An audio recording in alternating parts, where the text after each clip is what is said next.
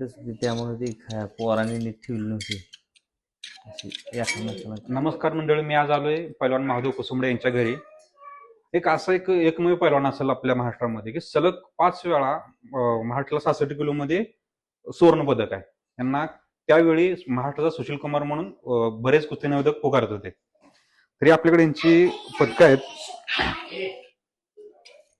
5 gold, म्हणजे सुवर्ण, रौप्य किती? रौप्य 2 रौप्य. एवढा असून सुद्धा मला पैलवानची खंत वाटते की त्यावेळी नोकरी यांना का नाही भेटली. हा सगळ्यात महत्वाचा मुद्दा सध्या चालू ट्रेंडिंगला आपल्या कुस्तीमध्ये. काय काय मला नोकरीसाठी प्रयत्न केला नाही का शासनातर्फे? काय झालं? प्रयत्न केलता पण थोडं स्थानिक लेवलला कोणी जास्त म्हणजे मनावर घेतलं नाही. म्हणजे आपल्या जिल्ह्यातच खंत आहे ती पैलवानकीच्या बाबतीत. जे नेते मंडळी आहेत ते जास्त असं म्हणजे ह्यात थोडं पुढाकार घेत नाही.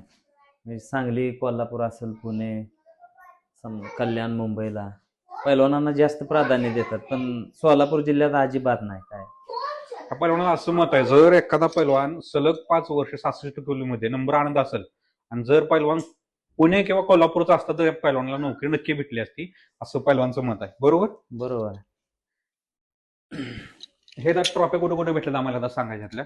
हे रुई रामेश्वरला भेटलेले, लातूरला. म्हणजे खोला गट होता का, म्हणजे कशामध्ये होता? नाही, मैदानी कुस्ती होते. 74 किलो. 74 किलो. हे अकलूजच्या हे अशा 4 ट्रॉफी आहेत आपल्याकडे. म्हणजे अकलूज केसरी, म्हणजे त्रिमूर्ती केसरीला 65 किलोला 4 आहेत. हा. हे ते मुंबईमध्ये भेटलेले अशी लोकल कुस्ती होती. ही वारण्यातले ही कुस्ती ठेवलेली होती का ते पण नेमलेली होती कुस्ती. ती रुई रामेश्वरची आहे.